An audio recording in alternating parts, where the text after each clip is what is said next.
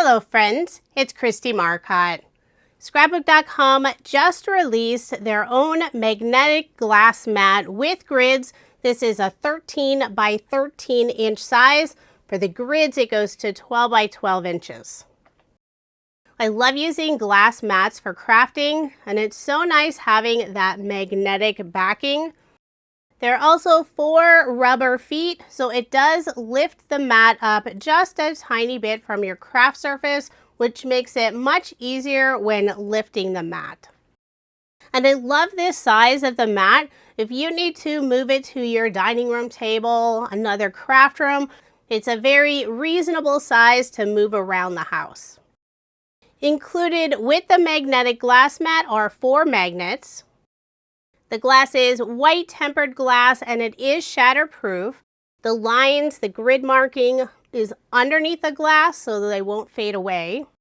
The surface is super easy to clean and you can even use your heat tool on it. One of my favorite things to do on the mat is ink blending and also using a stencil.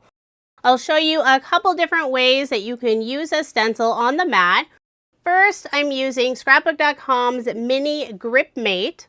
This is like a giant stamp. It has that tacky surface, so it stays in place. This is the mini size. Scrapbook.com also has their larger size. So first, I'll remove the front and back pieces. And you do need to hang on to these. I'll place them back when I'm not using the grip mate. For pattern paper, I'm using Scrapbook.com's Watercolor collection. I have the A2 size. It's also available in 6x8.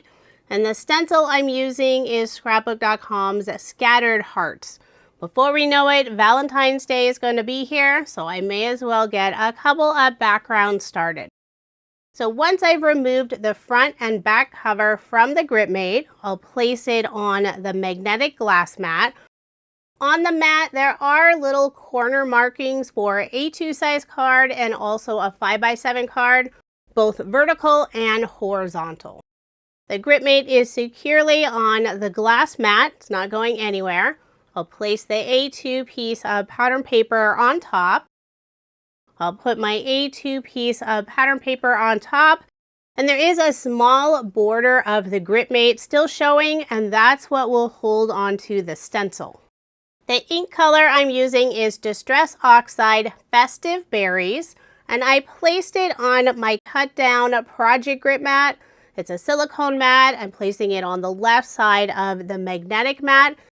And the silicone mat will keep the ink pad in place, so I don't need to hold onto it while I use my blending brush, ink up the brush, and then stencil the background. The blending brush I'm using is Scrapbook.com's small size. This is one of my favorite sizes. I'm inking the entire background, but I'm going for a very light coat of ink, trying to create a fun heart tone-on-tone background. I'll put away the ink pad and now remove this stencil, and I love how this turned out. Before inking the pattern paper, I did rub off some on the corner of the magnetic mat. That way I could check to see if I had too much ink on the brush. To clean up that ink, I'll spritz it with water and wipe it clean using one of Scrapbook.com's Crafty cleanup cloths. So easy to clean this glass mat. On the back side of this piece, I want to show how easy it is to ink blend. I'll use the same ink color, and this time I'll just hold the pattern paper piece in place. I'll use the same small size blending brush and just ink up one of the corners. You can make as much of a mess as you want on the surface of the glass mat and it'll clean up so beautifully. You can also use different pastes with your stencils and it'll still clean up beautifully. I'll spritz that inky area again and then wipe it clean with my Crafty cleanup cloth. I love these cloths so much, and I always have one sitting next to me on my craft table so I can quickly clean up whatever mess that I made. I'll stencil another background. This time I'm using the magnets that are included with the magnetic glass mat. So I'll grab the same colored pattern paper from the Watercolor collection. I'll place the stencil on top and add one of the magnets in each corner. I'm not stenciling the entire background. This time I'm only doing an oval portion on the pattern paper. So I'll first wipe off a little bit of ink on the glass mat and then start stenciling. And if I need more ink, before I would grab it from the ink pad, I'd first take it from that little inky area on the glass mat.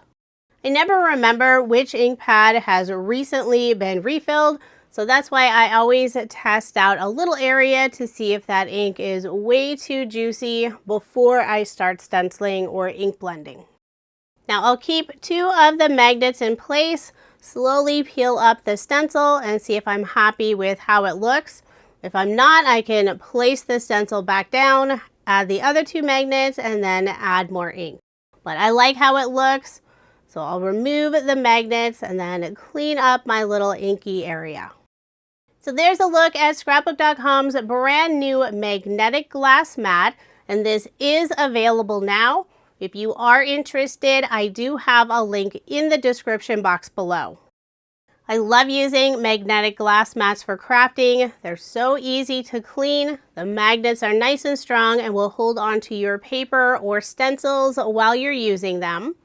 This is a great size and should fit in most people's craft areas. Thank you so much for watching, and I hope you have a wonderful day.